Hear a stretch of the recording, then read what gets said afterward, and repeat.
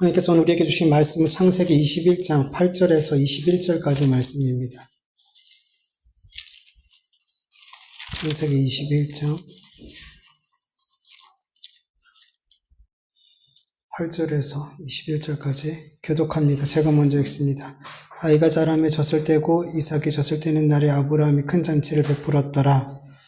자라가 본즉 아브라함의 아들 애굽의 여인 하갈의 아들이 이삭을 놀리는지라. 그가 아브라함에게 이르되 이 여종과 그 아들을 내쫓으라. 이 종의 아들은 내 아들 이삭과 함께 기업을 얻지 못하리라 하므로 아브라함이 그 아들로 말미암아 그 일이 매우 근심이 되었더니 하나님 아브라함에게 이르시되 내 아이나 내 여종으로 말미암아 근심하지 말고 사라가 내게 이른 말을 다 들으라. 이삭에게서 나는 자라야 내 씨라 부를 것이니라.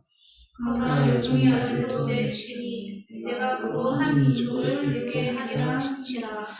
아브라함이 아침에 일찍 일어나 떡과 물 한 가죽 부대를 가져다가 하갈의 어깨에 메어주고 그 아이를 데리고 가게 하니 하갈이 나가서 브엘세바 광야에서 방황하더니 가죽 부대에 물이 떨어진지라.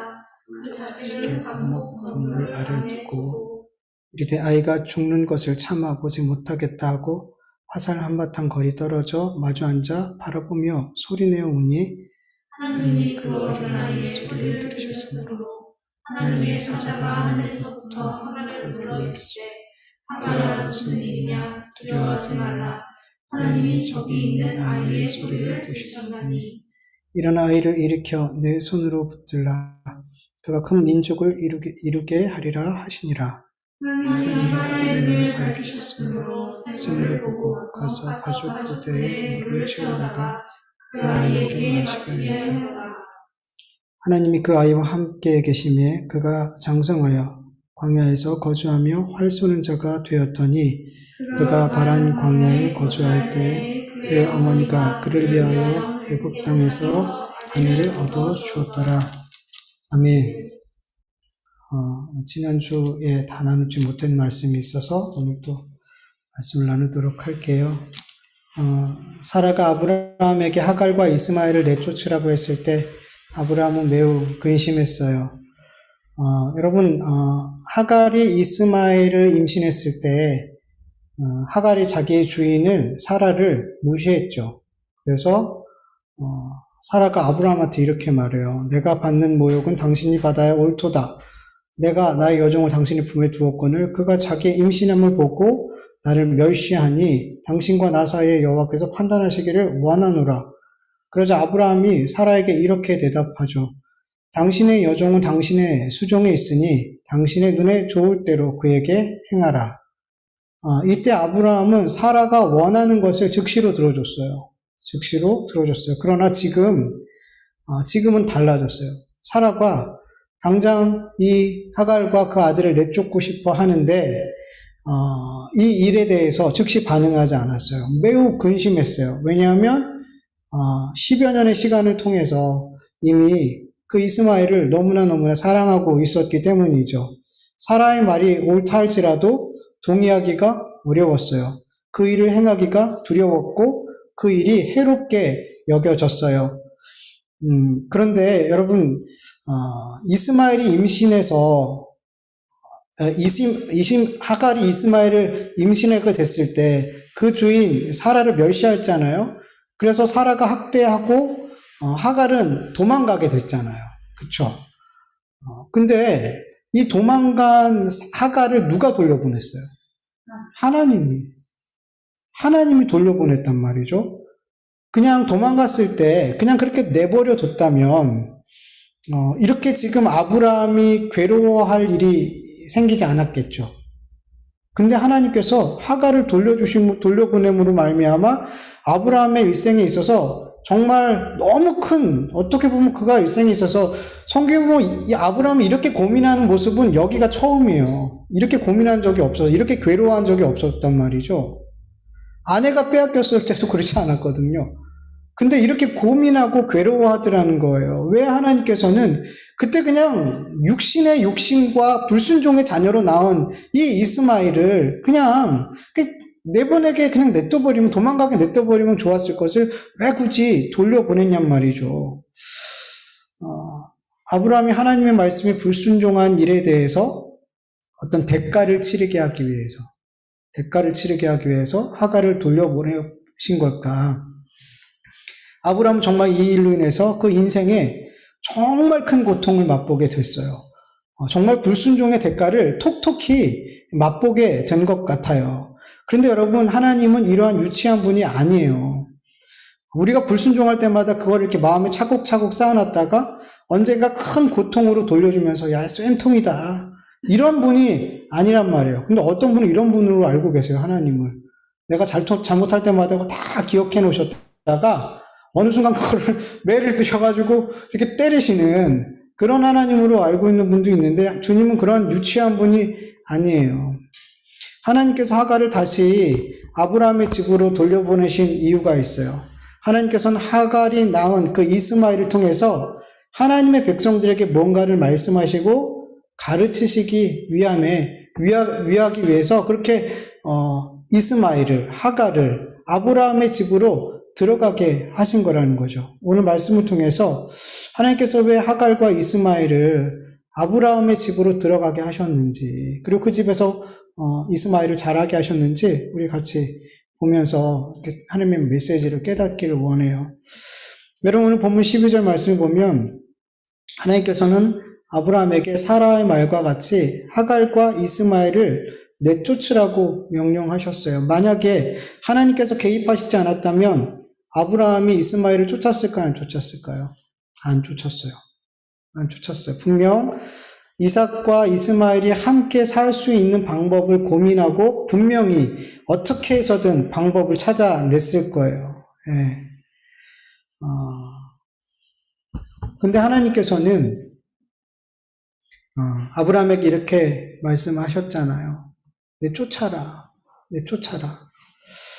왜 아브라함이 얼마나 고통스러워하고 고민하고 있는지 아시면서 좀 이렇게 이 힘든 일을 하나님께서 명령하신 걸까요? 그 이유가 뭐냐면 창세기 21장 12절 이렇게 말씀하고 계세요. 하나님께서 하나님이 아브라함에게 이르시되 내 아이나 내 여종으로 말미암아 근심하지 말고 사라가 내게 이른 말을 다 들으라.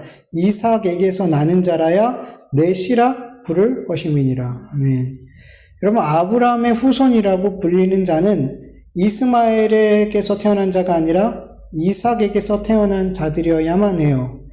왜냐하면 이스마엘은 하갈을 통해서 불순종의 아들, 육신을 따라 난 자이고 이삭은 약속을 따라, 믿음을 따라 사라에게서 난 아들이기 때문이에요. 여러분, 성경은 육신을 따라 난 자가 아닌 약속을 따라 난 이 이삭이 아브라함의 자손이라고 말해요. 근데 이게 왜 중요하냐면 여러분, 아브라함의 진짜 자손이 곧 하나님의 자녀이기 때문이에요. 아브라함의 참 자녀가 하나님에게 자녀이기 때문이에요. 이게 그래서 중요한 거예요. 여러분, 로마서 9장 7절에서 8절을 세 번역으로 보면 아브라함의 자손이라고 해서 다 그의 자녀가 아닙니다. 다만 이삭에게서 태어난 사람만을 너의 자손이라 부르겠다 하셨습니다. 이것은 곧 육신의 자녀가 하나님의 자녀가 되는 것이 아니라 약속의 자녀가 참 자손으로 여겨지리라는 것을 뜻합니다. 아멘. 여러분, 육신의 자녀는 하나님의 자녀가 아니에요. 약속의 자녀만 하나님의 참 자녀가 되고 자손이 되는 거예요. 그래서 아브라함의 참 자손이 되느냐 못 되느냐는 너무너무 중요한 문제인 거예요. 너무너무 중요한 문제인 거예요. 육신의 자녀와 약속의 자녀는 아브라함의 유업을 함께 이어받지 못해요. 이 말씀은 곧 육신의 자녀와 약속의 자녀는 하나님의 나라를 함께 유업으로 받지 못한다는 거예요. 오직 약속의 자녀만, 이삭의 자녀만 하나님의 나라를 유업으로 받을 수 있어요. 그래서 여러분, 반드시 육신의 자녀는 쫓아내야 되는 거예요. 그렇다면 여러분, 성경에서 말씀하고 있는 육신의 자녀와 약속의 자녀, 이 에서와 육신의 자녀를 대표하고 있는 이 에서와 이 이삭이 어떤 의미를 담고 있는지 우리가 잘 알게 되면 이 말씀이 오늘 본문 말씀이 더 밝히 깨달아지게 될 거예요. 왜 육신의 자녀를 쫓아내야만 하는지 분명해질 거라는 거죠. 여러분 갈라디아서 4장 21절에서 5장 1절까지 좀 긴데요. 공동번역 성경으로 같이 좀 읽어볼게요. 중간에 한번 끊고 제가 설명해 드릴 거예요. 같이 읽을게요. 율법으로 살기를 원하는 여러분, 한 가지를 물어보겠습니다. 여러분은 율법을 들어보지 못했습니까? 율법서에 이렇게 기록이 있습니다. 아브라함이 아들 둘을 두었는데 하나는 여종의 몸에서 낳고 하나는 종이 아닌 본부인의 몸에서 낳습니다. 여종에게서 난 아들은 인간적인 육정의 소생이었고 본부인에게서 난 아들은 하나님의 약속으로 얻은 아들이었습니다. 이것은 비유로 한 말인데 그 두 여자는 두 계약을 가리킵니다. 하나는 시나이 산에서 나와서 노예가 될 자식을 낳았습니다. 그것은 하갈입니다. 하갈은 아라비아에 있는 시나이 산을 가리키는데 그것은 지금의 예루살렘에 해당합니다. 현재 예루살렘은 그 시민들과 함께 종노릇을 있으니 말입니다. 예. 여러분 갈라디아서에서는 하갈을 신의 산 그리고 지금 눈에 보이는 예루살렘을 비유하고 있어요. 그렇다면 여러분 하갈에서 난 아들 이스마엘은 뭘 상징할까요? 여러분 신의 산에서 모세가 뭘 받았어요? 율법, 십계명을 받았죠. 신약시대 예루살렘을 중심으로 신앙생활했던 유대인들은 자기들은 사라의 아들 이삭의 후손이라고 굳게 믿고 있었어요. 그런데 갈라디아서에서는 그렇게 굳게 믿고 있는 유대인들에게 뭐라 그러냐면 너희는 하갈의 아들 이스마엘의 후손이야 이렇게 얘기하고 있어요. 엄청난 일이에요. 이거는 정말 그들에게 말도 안 되는 일이에요. 우리는 아브라함과 사라에게서 태어난 그 이삭의 후손이라고 믿고 있는 그들에게 아니야 너희는 하갈의 후손이야. 너는 하갈의 아들 이스마엘의 후손이야 라고 말하더라는 거예요. 왜냐하면 그들은 율법을 상징하고 있는 이스마엘이 상징하고 있는 그 율법의 종노릇하고 있기 때문이라는 거예요. 그 율법 안에 있다는 거예요. 그들은 율법을 열심히 지키면서 그것을 나의 의로 삼고 나의 자랑으로 삼고 하나님께 받을 상급으로 여기며 그렇게 구원을 얻으려는 잘못된 신앙생활을 하고 있었어요. 그렇기 때문에 성경은 그들을 향해 육신의 자녀, 율법의 종로로 사고 있는 율법의 행위로 구원받으려는 그런 육적인 자녀라고 표현하고 있고 이들이 바로 육적 이스라엘인 거예요. 육적 이스라엘. 그걸 계속 읽어보죠. 그러나 하늘의 예루살렘은 자유인이며 우리의 어머니입니다. 성서에서 이런 말씀이 기록되어 있습니다. 즐거워하라 아기 못 낳는 여인이여 소리 높여 외쳐라 해산의 고통을 모르는 여인이여 홀로 사는 여인의 자녀가 남편 있는 여인의 자녀보다 더 많으리라. 형제 여러분은 이삭과 같은 약속의 자녀들입니다. 그러나 그때 육정으로 난 자식이 성령으로 난 자식을 받게 하였는데 지금도 꼭 마찬가지입니다. 그런데 성서는 무엇이라고 말하였습니까? 여종과 그의 자식을 쫓아내어라. 종의 자식은 결코 본 자식과 같은 상속자가 될 수 없다 하지 않았습니까? 그러므로 형제 여러분, 우리는 여종의 몸에서 난 자녀가 아니라 자유인의 몸에서 난 자녀입니다. 그리스도께서 우리를 해방시켜 주셔서 우리는 자유자의 몸이 되었습니다. 그러니 마음을 굳게 먹고 다시는 종의 멍에를 매지 마십시오. 아멘. 여러분 갈라디아에서는 하늘의 예루살렘이 바로 자유자인 사라라고 비유하고 있어요. 여러분 이 사라에게서 태어난 이삭은 그럼 뭘 상징할까요? 복음, 예수 그리스도를 상징하고 있는 거예요. 이 예수 그리스도를 복음을 믿음으로 말미암아 구원을 얻는 자들이 바로 약속의 자녀이며 영적 이스라엘이라는 거예요.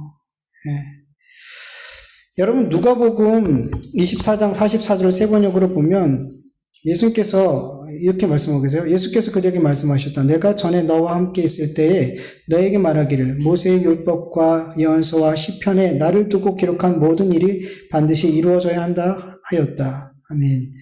여러분 구약의 모든 말씀은 누굴 기록하고 있어요? 예수님을, 복음을 기록하고 있어요. 그래서 복음을 바르게 알고 믿는 자들은 구약의 말씀을 읽을 때 자꾸 누가 보여줘요? 예수님이 보여줘요. 이 말씀이 율법으로 익혀지는 게 아니라 이 율법 가운데 뭐가 보여져요? 복음이 읽혀진단 말이에요. 여러분, 예수 그리스도로 복음으로 충만했던 바울은 이 구약의 말씀을 보면서 이거를 뭘로 해석하고 있어요? 복음으로. 예수 그리스도를 드러내고 있더라는 거예요. 이 말씀을 통해서.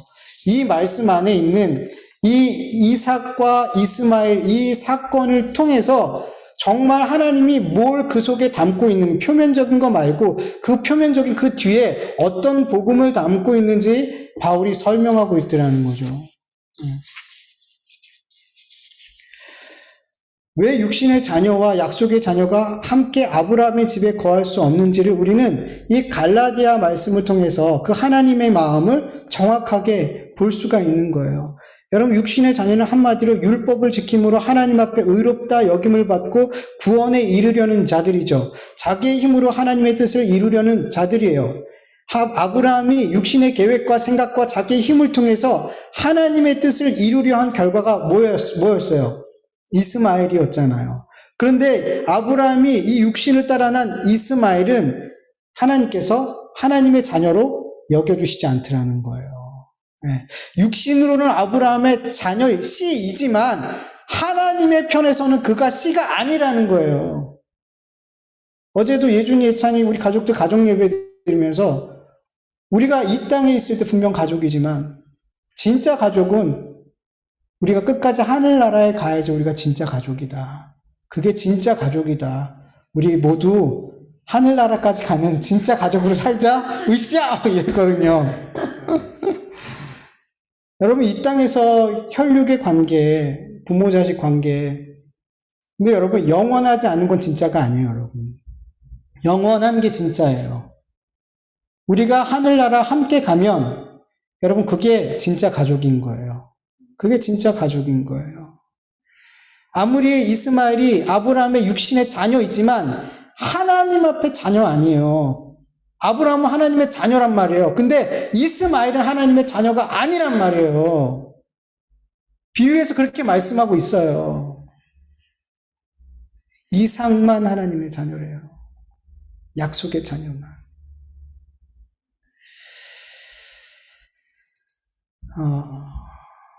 반대로 약속의 자녀는 율법을 지킴으로가 아니라 오직 예수 그리스도를 믿음으로, 복음을 믿음으로 하나님 앞에 의롭다 여김을 받고 구원에 이르는 자들이에요. 이들은 아브라함이 99세 때 더 이상 자신의 힘과 능력과 계획으로 자녀를 얻을 수 없는 그 불가능한 상황에서 하나님의 약속의 말씀을 믿음으로 이삭을 낳은 것 같이 그들 역시도, 약속의 자녀들 역시도 자기들의 불가능함을 인정하고 오직 하나님의 약속의 말씀을 예수 그리스도를 믿고 의지하고 순종함으로 하나님의 나라를 유업으로 얻는 자들이에요. 여러분, 너무 달라요.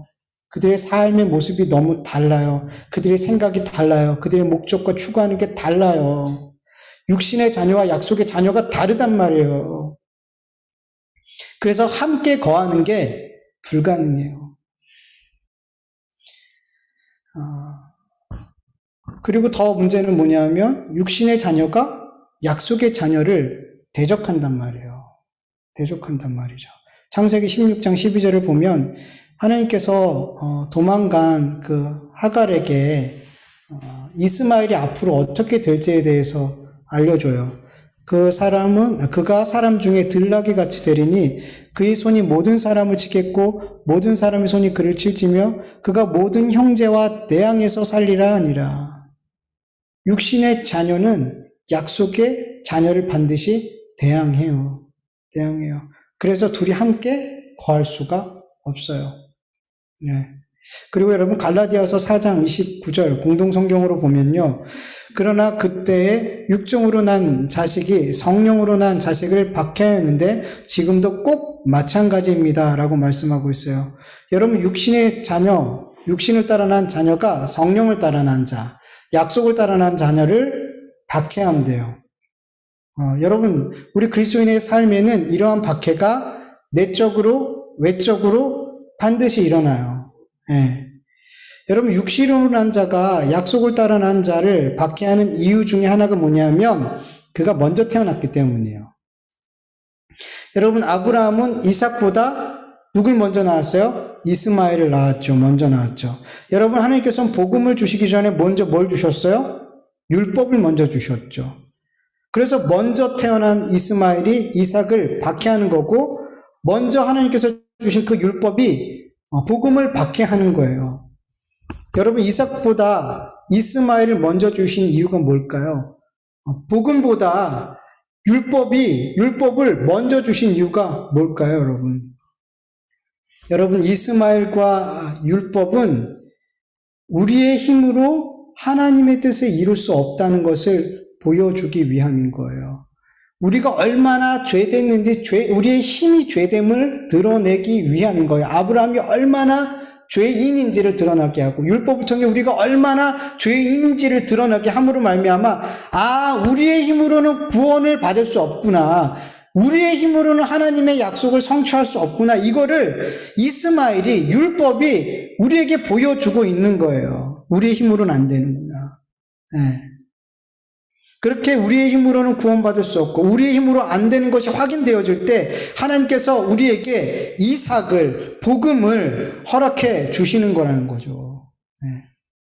여러분, 이스마엘과 율법은 이삭과 복음으로 가는 반드시 통과되어져야 되는 과정이에요. 반드시 통과되어져야 돼요. 여러분, 우리가 처음 신앙생활하게 되면 복음적으로 신앙생활할까요? 율법적으로 신앙생활할까요? 율법적으로. 정말 신기하게 처음 신앙생활하잖아요. 아무리 복음을 얘기해도 율법으로 들어요. 놀라워요. 어떻게 그렇게 해석이 되는지 모르겠어요. 왜냐하면 여러분, 우리 죄인에게는 복음보다 뭐가 가까울까요? 율법이 가까워요. 율법이 훨씬 편해요. 편해. 예수 그리스도의 십자가에 나타난 그 하나님의 사랑과 은혜와 용서와 복음을 깊이 깨닫고 믿기 전에, 복음적인 신앙생활을 그렇게 하기 전에 반드시 율법적인 신앙을 하게 돼요. 아주 자연스러운 거예요. 뭐라 할 게 아니에요. 너무나 자연스러운 거예요. 그게 우리가 편하거든요. 하나님의 말씀을 열심히 지킬 때 그것을 나의 의와 자랑으로 삼고 하나님 앞에 하나님으로부터 어떤 복을 받을 수 있는 어떤 것으로 여기고 하나님의 나라에 들어갈 수 있는 어떤 자격 같은 것으로 여기는 그런 율법적인 신앙생활이 되게 잘 맞아요. 우리 죄인들한테는. 내가 힘쓰고 애쓰고 뭔가를 이루어내고 내가 주인된 삶을 사는 우리들에게는, 내가 뭔가를 성취하려고 하는 그런 죄인된 우리들에게는 이 율법적인 신앙생활이 너무 잘 맞는다는 거예요. 복음적인 신앙이 어색해요. 그래서 우리는 먼저 이렇게 율법적인 신앙생활을 먼저 시작하게 되는데 계속 하나님의 복음이 계속 그 가운데 들려지잖아요. 그럼 어떻게 해요? 먼저 자리 잡고 있던 이 율법이 복음을 공격해요. 복음을 박해해요. 복음이 받아들여지지 못하도록 한단 말이에요. 여러분, 율법을 통과하고 복음 안에 있는 자들은 율법까지도 선하게 여겨요. 그것을 선용해요, 여러분. 율법은 나쁜 게 아니에요, 여러분. 절대 나쁜 게 아니에요. 그래서 복음 안에 있는 자들은 율법도 선하게 사용하게 돼요. 반드시 그렇게 돼요. 그런데 아직 율법을 통과하지 못한 자들은 이 율법이 마귀의 아주 좋은 도구가 된단 말이에요. 예. 여러분, 고린도후서 4장 3절에서 4절 세 번역으로 보면 우리의 복음이 가려져 있다면 그것은 멸망하는 자들에게 가려져 있는 것입니다. 그들의 경우를 두고 말하면 이 세상의 신이 믿지 않는 자들의 마음을 어둡게 하여서 하나님의 형상이신 그리스도의 영광을 선포하는 복음의 빛을 보지 못하게 한 것입니다. 여러분, 마귀가 복음의 빛을, 그 영광스러운 복음의 빛을 보지 못하도록 막는 아주 훌륭한 도구가 뭐냐 하면 율법이에요. 율법이에요. 마귀는 그들 안에 먼저 자리 잡고 있는 그 율법을 통해 복음을 가리고 이 복음을 박해하고 복음을 받아들이지 못하게 하는 거예요. 그래서 성경은 이스마엘을 율법을 어떻게 하라 그래요? 쫓아라. 쫓아라. 복음으로 가기 위해서는 너무 중요한 과정이에요. 이스마엘을 율법을 쫓아내지 못하면 그 사람은 누구의 자식이에요? 하갈의 자식 이스마엘의 후손으로 살아가는 거예요. 아브라함의 유업을, 하나님의 유업을 얻지 못한다는 거예요, 여러분. 여러분, 우리 안에 율법과 복음이 공존할 수 있어요, 없어요? 못해요. 못해요. 어떻게 행위로 구원을 받으려는, 내 힘으로 구원을 받으려는 그런 율법적인 신앙생활과 믿음과 오직 은혜로 구원받게 됨을 아는 복음적인 신앙생활하는 그 신앙생활이 함께 거할 수 있냔 말이죠. 그래서 우리 그리스도인들은 내적으로 복음을 핍박하는 이 율법적인 이 신앙생활과 싸워서 쫓아야 되는 거예요. 우리 그리스도인들이 믿음이 성숙해가는 과정에서 이 과정은 계속 통과되어져야 될 과정인 거예요. 그렇게 계속 우리가 내 안에 있는 율법적인 신앙생활을 계속 쫓아내고 우리가 계속해서 복음적인 신앙생활을 그래야만 내 의와 내 영광과 내 자랑을 위해서 하나님을 섬기고 하나님을 위해서 수고하고 헌신하고 드리는 이런 잘못된 신앙생활이 멈추게 되는 거예요. 진실로 하나님께만 영광이 되는 섬김과 헌신과 수고와 드림의 삶이 비로소 나타나게 되는 거예요. 여러분, 우리가 정말 우리 안에 이 싸움이 분명히 계속 있을 터인데, 여러분, 복음적인 신앙이 쫓겨나가는 게 아니라 율법적인 신앙이 우리 안에서 계속 쫓겨나갈 수 있길 간절히 축원합니다. 우리 쫓아내야 돼요. 물론 우리의 힘으로 되어지는 건 아닌 거 우리가 알잖아요. 그래서 우리가 주님의 은혜가 필요한 거죠. 주님께 구해야 되는 거죠. 확인해야 되는 거죠. 계속 하나님 앞에 내 모습 속에 내가 지금 율법적인 신앙생활하고 있는, 내 의로 쌓고 있는, 내 자랑으로 쌓고 있는 하나님의 영광 말로는 막 그렇게 말하면서 내 마음 깊은 곳에서부터 내 자랑과 내가 이 정도 했으니까 이런 마음들, 하나님 이 정도면 되지 않나요? 사람들한테 은근히 내 의를 드러내고 내 자랑을 드러내고 이게 우리 안에 계속 있단 말이에요. 이걸 어떻게 해야 돼요?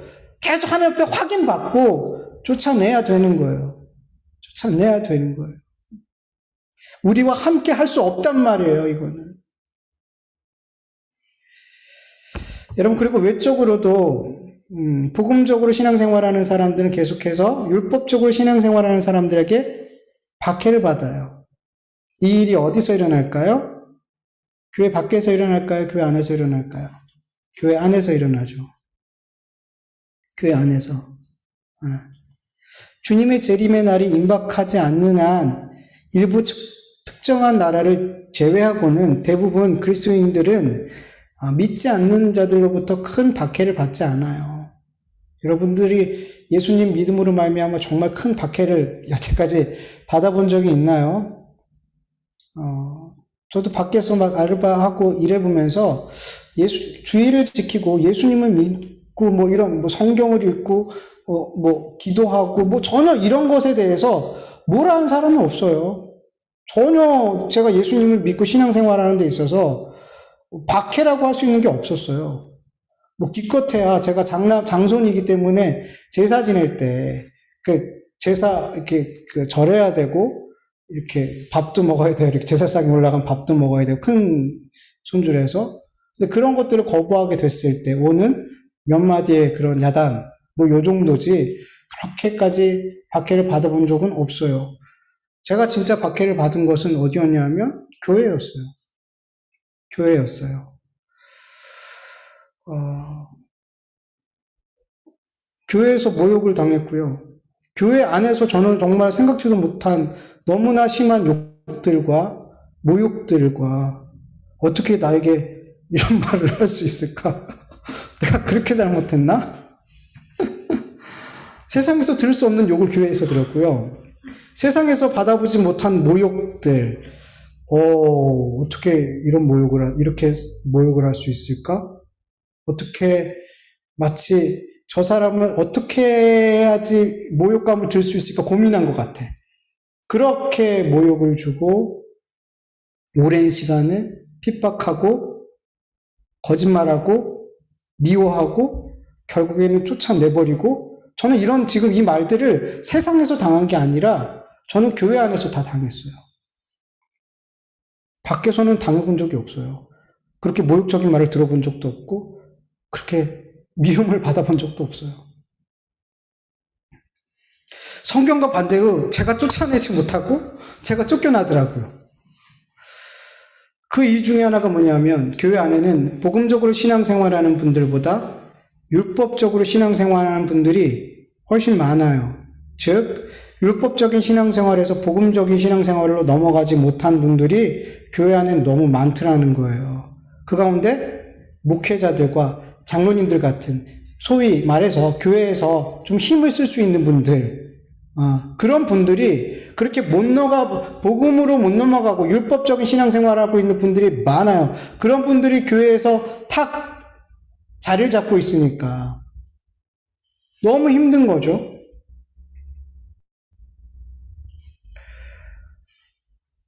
아직도 제가 경험한 바로는 교회 안에 복음적으로 신앙생활하는 분들보다 율법적으로 신앙생활하는 분들이 훨씬 더 많아요. 다수예요. 제가 어느 교회를 가도 항상 다수였어요.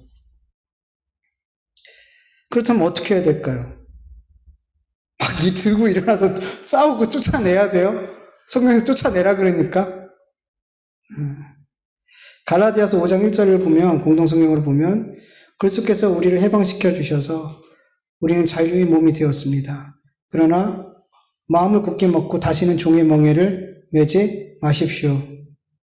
이 말씀 앞에 분명히 쫓아내라 그렇게 말씀해 놓고선 구약에 이렇게 말씀하고 있지 않냐? 쫓아내라 라고 말씀하면서 여기서는 종의 멍에를 다시 매지 마라. 이게 결론이에요. 여러분 우리가 할 일은 뭐냐면 다시 종의 멍에, 율법의 멍에를 매는 삶으로 돌아가지 않는 거예요. 여러분 갈라디아서 4장 8절에서 9절 보면 바울이 이 갈라디아 성도들을 향해서 정말 안타까운 마음으로 이렇게 이야기해요. 현대인의 성경으로 보면 전에 여러분이 하나님을 알지 못할 때는 실제로 있지도 않은 신들에게 종이 되었습니다. 그러나 이제는 여러분이 하나님을 알고 하나님도 여러분을 아십니다. 그런데 왜 여러분은 약하고 무가치하며 유치한 율법으로 되돌아가 다시 종이 되려 하십니까?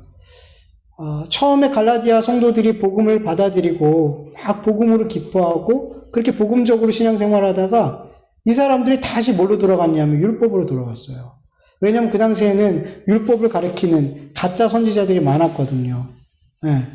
그래서 그들의 말을 듣고 제가 얘기했죠. 복음보다 뭐가 더 쉬워요? 우리 삶에는. 죄인된 우리에게는 율법이 편하다니까요. 율법이 좋더라니까요, 여러분, 우리에게는. 그게 맞아요. 그러니까 너무 쉽게 돌아가 버리는 거예요. 그래서 나중에 바울이 내가 다시 해산의 고통으로 너희를 낳아 되냐? 막 이러면서 막 얼마나 안타까운지 몰라요.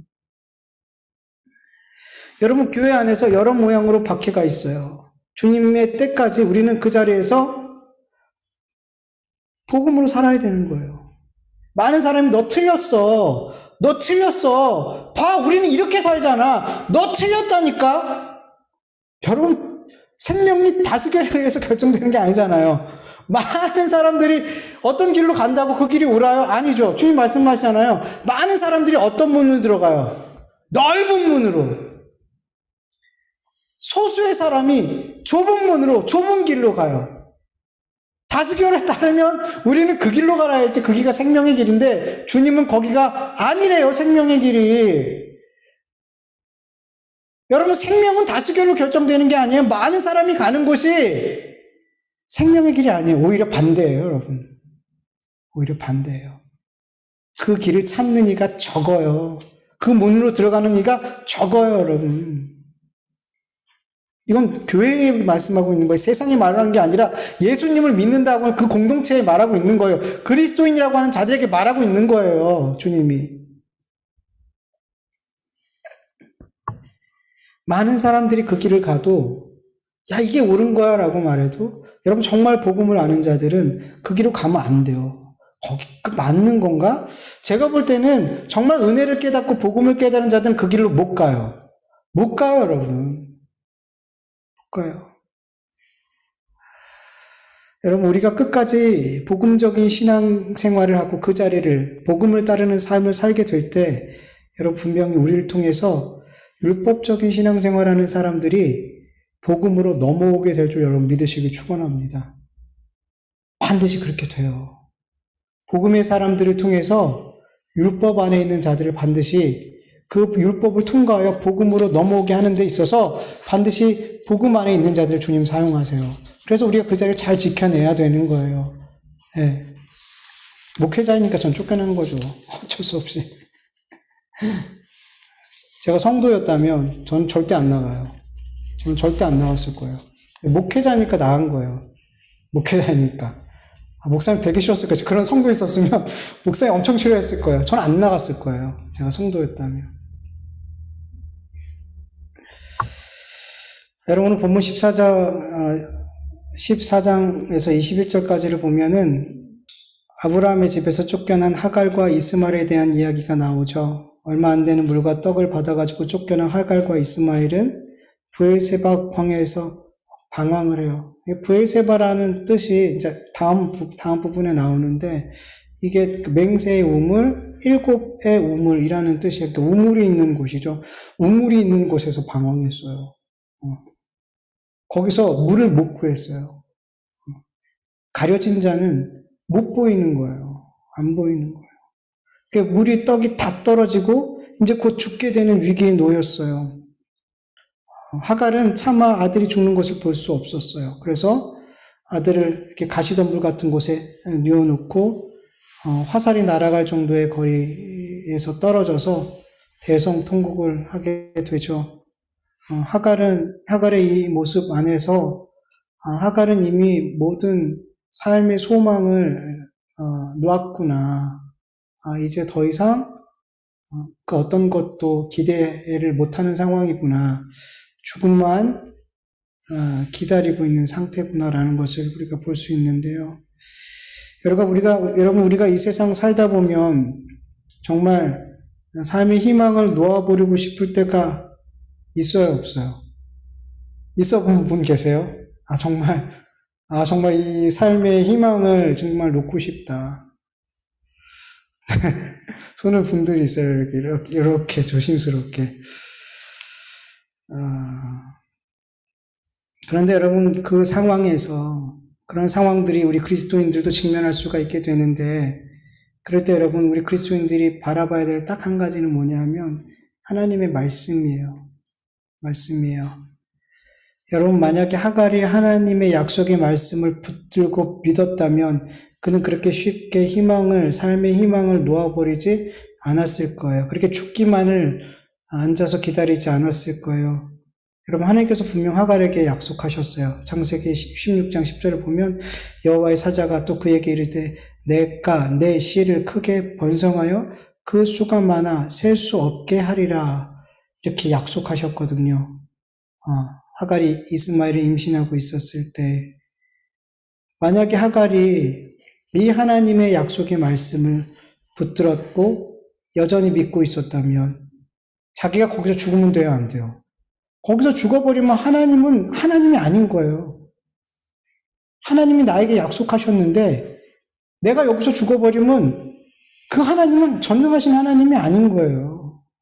믿을 이유가 없는 거예요. 근데 이 하갈이 이 말씀을 잊었는지 믿지 않았는지 그는 그렇게 그 말씀이 그 속에 없는 상태로 삶의 희망을 놓아버렸죠. 여러분 정말 삶의 희망을 놓고 싶은 위태한 상황이 있을 때 아니면 그 정도까지는 않아도 정말 다 때려치고 싶다. 정말 다 때려치고 좀 그냥 어디 멀리 가서 좀 쉬고 싶다. 아무 사람도 만나고 싶지 않고, 아무 일에 대해서 걱정하고 싶지 않고, 뭔가 하지 않고, 저는 요즘에 그런 생각이 너무 많이 드는데, 제발 좀 아무것도 안 하고 싶다. 그걸 지금 아내가 다 받아주고 있는데, 정말 안 하고 싶다. 막 이런 마음이 저는 갈수록 되게 많이 들어요. 제가 어떤 영화의 한 장면인지를 봤는데, 교수가 물 한 잔을 들고 있어요. 여러분, 이게 몇 그램일까요? 무게가 얼마나 될까요? 학생들이 몇 그램이요 라고 막 말해요. 근데 여러분, 이게 몇 그램이 중요한 게 아니었어요. 이거를 잠깐 들고 있을 때는 그 그램 수만큼 느끼겠죠. 그런데 여러분, 이거를 1시간 들고 있을 때 무게가 달라져요. 하루를 들고 있을 때 이 무게는 내 팔을 마비시킬 만큼의 무게가 돼버리는 거죠.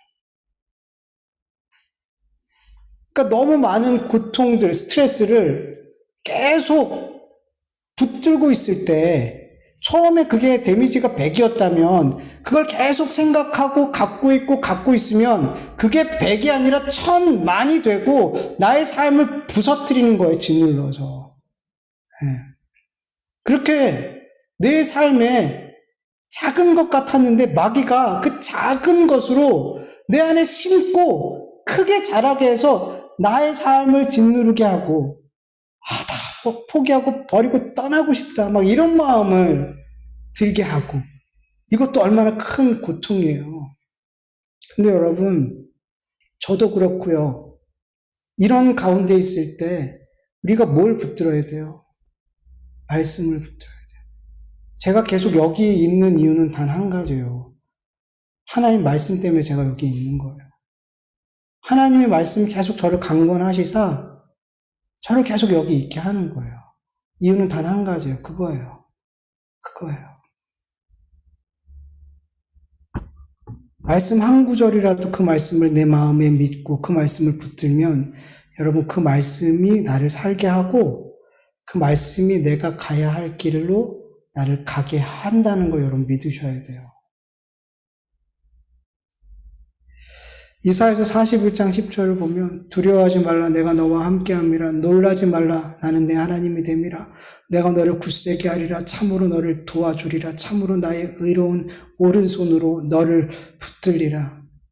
이런 한 말씀, 이 말씀을 붙들고 있을 때 이 말씀이 주저앉고 있는 나를 일으키는 거예요. 시편 1편 1절에서 4절 여러분이 한번 읽어보실래요? 여호와는 나의 목자시니 내게 부족함이 없으리로다. 그가 나를 푸른 풀밭에 누이시며 쉴 만한 물가로 인도하시는도다. 내 영혼을 소생시키시고 자기 이름을 위하여 의의 길로 인도하시는도다. 내가 사망의 음침한 골짜기를 다닐지라도 해를 두려워하지 않을 것은 주께서 나와 함께 하시리라. 주의 지팡이와 막대기가 나를 안위하시나이다. 주께서 나의 선한 목자가 되셔서 나와 함께 하심으로 말미암아 내가 지금 사망의 음침한 골짜기 꼭 죽을 것 같은 그런 상황에 있다 할지라도 괜찮대요. 히브리서 13장 5절 6절 돈을 사랑하지 말고 있는 바에 족한 줄 알라. 그가 친히 말씀하시기를 내가 결코 너를 버리지 아니하고 너희를 떠나지 아니하리라 하셨느니라. 그러므로 우리가 담대히 말하되 주는 나를 돕는 이시니 내가 무서워하지 아니하겠노라. 사람이 내게 어찌하리요. 물질적인 어려움을 당하고 그래서 정말 돈을 구하고 찾고 사랑할 수밖에 없는 그런 삶을 살고 있는 나에게 주님이 괜찮아.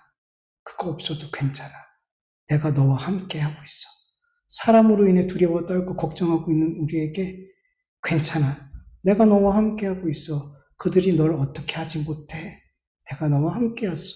이런 말씀들. 요한복음 11장 25절 26절 예수께서 이르시되 나는 부활이요 생명이니 나를 믿는 자는 죽어도 살겠고 무릇 살아서 나를 믿는 자는 영원히 죽지 아니하리라. 이걸 네가 믿니? 아멘. 주님 제가 믿습니다.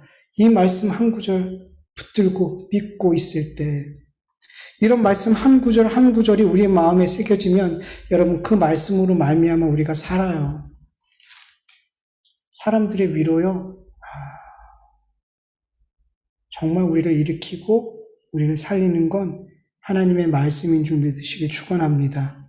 그래서 여러분 말씀과 늘 가까이 있으셔야 돼요. 제가 이렇게 계속 살 수 있는 거는 어쩔 수 없이 저는 말씀을 봐야 돼요. 어쩔 수 없이 매일같이 말씀과 씨름을 해야 돼요. 그래서 저는 감사해요. 그래서 감사해요. 어쩔 수 없게 저를 살게 하세요. 제가 이 목회를 하지 않았다면, 제가 이렇게 늘 말씀을 붙들지 않았다면 어려웠을 거예요. 삶이 참. 네. 여러분 하나님의 말씀을 한 구절이라도 마음으로 믿고 붙들고 살기를 간절히 축원합니다. 주님의 말씀을 믿고 붙들지 않았던 하갈은 그렇게 큰 고난 앞에 삶의 희망을 그냥 놔버렸어요. 그런데 여러분 우리 주님은 신실하신 주님이세요.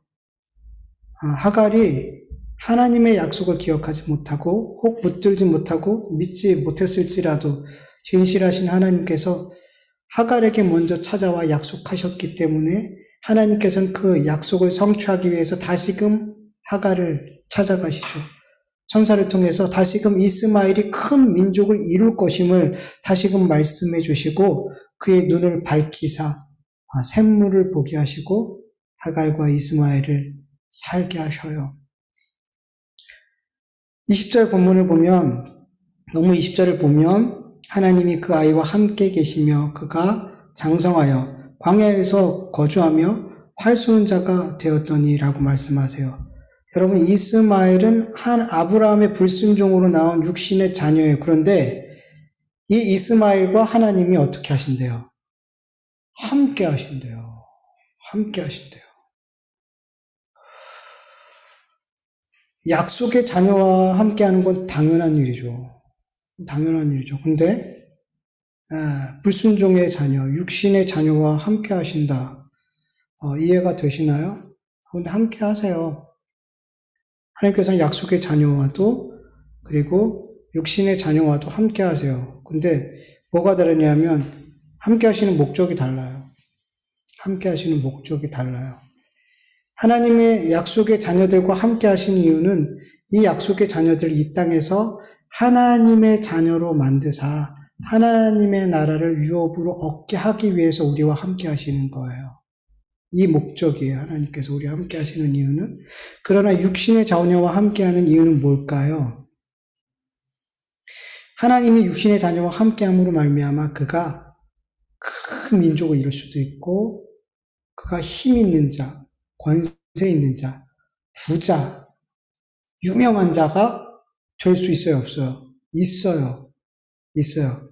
그런데 하나님께서 그들과 함께 하시는 이유는 약속의 자녀들을 하나님의 자녀로 만들어가는 그 과정 속에 그들을 사용하시는 거예요. 그게 목적이에요. 그게 목적이에요.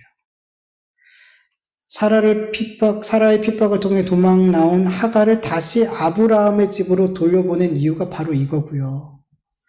죽어가는 하갈과 이스마엘을 살리고 이스마엘을 큰 민족을 이루게 만드시는 이유도 그거란 말이에요.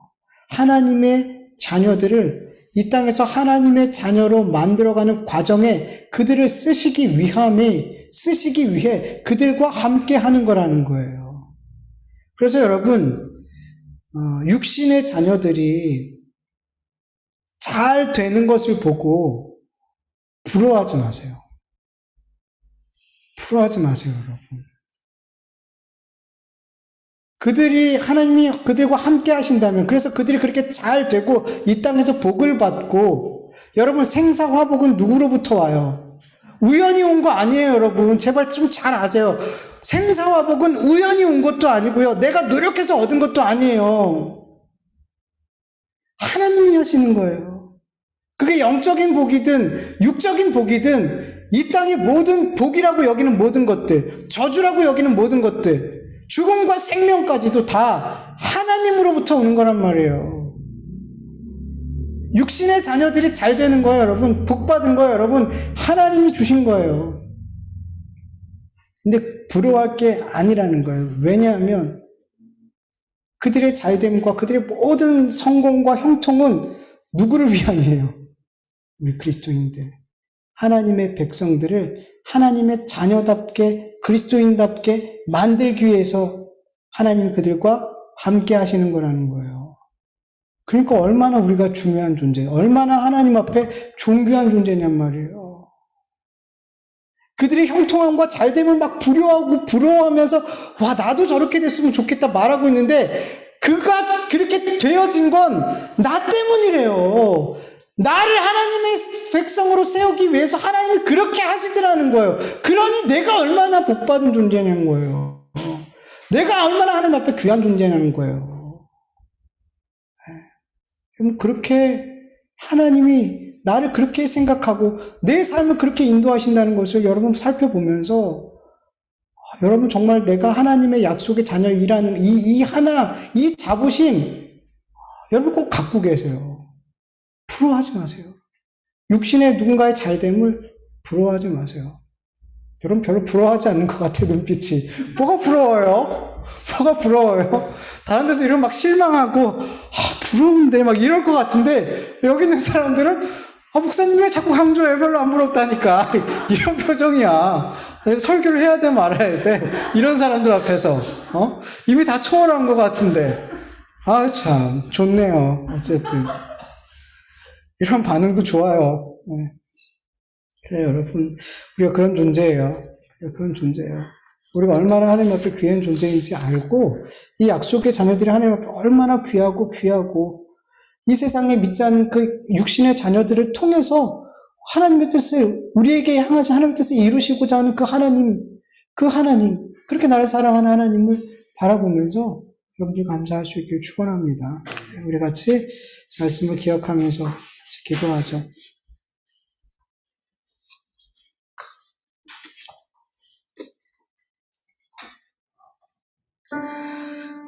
하나님 감사합니다. 하나님도 오늘도 이렇게 하나님 앞에 예배할 수 있도록 도와주신 것 하나님께 찬송하고 기도하고 또 하나님의 말씀을 듣고 하나님을 예배할 수 있는 것을 얼마나 감사한 일인지 우리가 늘 기억하게 하여 주시옵시고 아버지 이 자리를 아버지 결코 소홀히 여기고 이 자리를 결코 가볍게 여기고 이 자리를 당연한 것으로 여기지 않게 하여 주시옵소서. 아버지 점점 세상은 악해지고 주님이 다시 오실 때가 가까이 올수록 아버지 예배의 자리가 얼마나 소중하고 이렇게 마음껏 예배할 수 있고 찬송하고 주의 말씀을 들을 수 있는 것이 얼마나 놀라운 은혜인지를 보게 될 것입니다. 그러나 그때가 오기 전에 아버지 우리가 감격하고 감사함으로 이 자리를 귀하게 여기고 이 예배를 귀하게 여기고 하나님께 찬송하고 기도할 수 있는 이 시간들을 예배할 수 있는 이 시간들을 귀하게 여길 수 있는 우리 모두가 되어줄 수 있도록 은혜 베풀어 주시옵시길 간절히 기도합니다. 하나님 아버지 오늘도 하나님의 약속의 말씀을 들었습니다. 하나님의 약속의 자녀와 육신의 자녀가 함께 유업을 받지 못하는 것을 우리가 말씀을 통해 봤습니다. 하나님 율법과 복음이 우리 안에 함께 거할 수 없습니다. 율법은 복음을 박해하고 쫓아내려고 합니다. 그러나 하나님 우리는 복음으로 살아야 됩니다. 복음으로 살아야지 아브라함의 유업을 잇고 하나님의 나라를 유업으로 받을 수 있습니다. 그래서 여러분 하나님 우리 안에 있는 이 율법적인 신앙생활과 우리가 싸우고 이것들을 자꾸만 우리 안에서 쫓아내게 하여 주시옵소서. 이 둘이 함께 거하지 못한다고 하셨습니다. 이삭과 이스마엘이 함께 거하지 못한다고 하셨습니다. 하나님 우리 안에서 이 율법을 이스마엘을 쫓아내게 하여 주시옵소서. 아버지 우리가 복음적인 신앙생활하게 하여 주시옵소서. 아버지 우리는 하늘의 예루살렘 사라의 후손입니다. 사라가 우리의 어머니가 됩니다. 우리는 종의 아들이 아닌 아버지 하나님 자유자의 아버지 아들인 줄 믿사오니 아버지 우리가 율법의 종에 매어 살지 않게 하여 주시옵소서. 복음에 매어 살게 하여 주시옵시길 간절히 원합니다. 하나님 도와주시옵소서. 그러나 하나님, 우리의 삶은 율법이 편합니다. 내가 열심히 순종함으로 그것으로 말미암아 하나님께 상을 받고 그것으로 말미암아 구원을 받고 아버지 하나님, 그러한 율법적인 신앙생활이 우리는 더 편하고 그것이 우리의 삶에 더 가깝습니다. 그래서 이것을 내쫓기가 어렵습니다. 아버지, 그래서 주님의 은혜가 필요합니다. 주님 도와주시옵소서. 우리 안에 있는 이 율법적인 신앙생활, 내 의를 붙들고 있는 신앙생활, 내가 내 행위를 의지하고 자랑으로 삼고 있는 이 잘못된 율법적인 신앙생활을 아버지 내쫓을 수 있는 은혜를 주시옵소서. 아버지 도와주시옵소서. 모든 것이 하나님의 은혜임을, 모든 것이 하나님의 은혜임을, 모든 것이 하나님의 은혜임을 고백하는 바른 믿음으로 아버지 그렇게 복음을 붙들고 신앙생활할 수 있도록 은혜 베풀어 주시옵소서. 복음이 이기게 하여 주시옵소서. 복음이 율법을 이기게 하여 주시옵소서. 그래서 내 안에 오직 복음으로 충만한, 복음으로 사는 삶이 되어질 수 있도록, 예수를 닮는 삶을 살 수 있도록 도와주시옵시기를 간절히 원하오니 하나님 은혜 베풀어 주시옵소서. 하나님 은혜 베풀어 주시옵소서. 감사합니다 주님. 감사합니다 주님.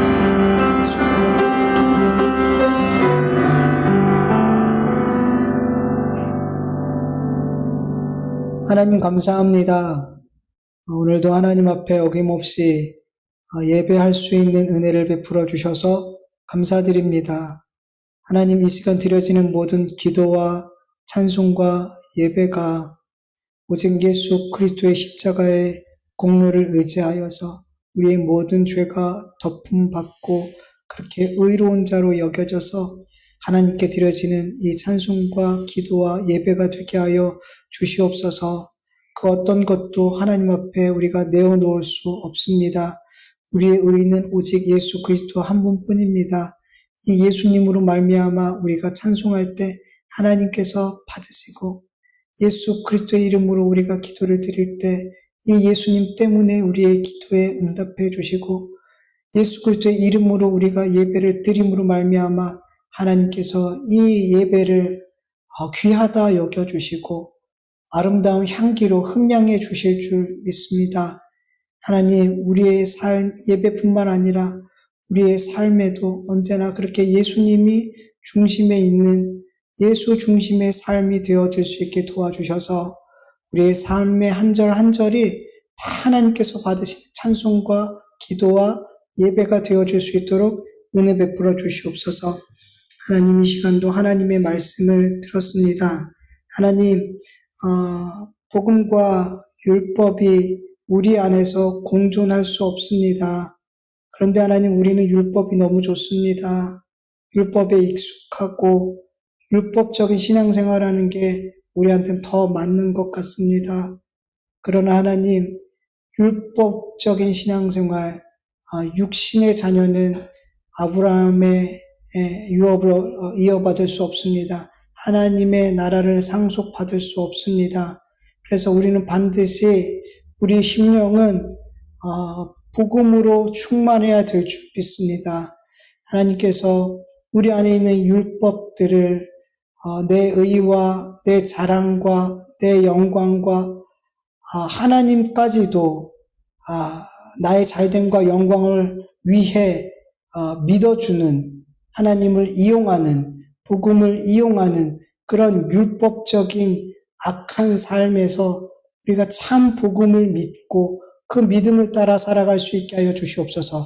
이 율법을 쫓아내게 하여 주시옵소서. 우리가 복음으로 충만할 때 율법까지도 우리가 선하게 받게 될 줄 믿사오니 우리가 정말 우리의 심령이 예수 중심, 복음 중심의 삶이 되어질 수 있도록 도와주시옵소서. 우리가 복음으로 살아갈 때에 율법적인 신앙생활하는 사람들의 여러 모양의 핍박이 있을 줄 압니다. 그러나 하나님께서 이스라엘 때까지 묵묵히 그 자리에서 복음으로 살게 하여 주시옵소서. 그리고 우리의 삶을 통하여 누군가가 율법을 통과하여 복음으로 신앙생활할 수 있도록 역사하여 주시옵시기를 간절히 원합니다. 우리를 사용하여 주시옵소서. 우리를 사용하여 주시옵소서. 감사하며 예수님의 이름으로 기도드립니다. 아멘. 주님 가르쳐주신 기도로 예배 마칩니다. 하늘에 계신 우리 아버지여, 이름이 거룩히 여김을 받으시오며 나라의 마옵시오며 뜻이 하늘에서 이루어진 것 같이 땅에서도 이루어지이다. 오늘날 우리에게 일용할 양식을 주옵시고 우리가 우리에게 죄진 자를 사하여 준 것 같이 우리 죄를 사하여 주옵시고 우리 시험에 들게 하지 마옵시고 다만 악에서 구하옵소서. 대개 나라와 권세와 영광이 아버지께 영원히 있사옵나이다. 아멘.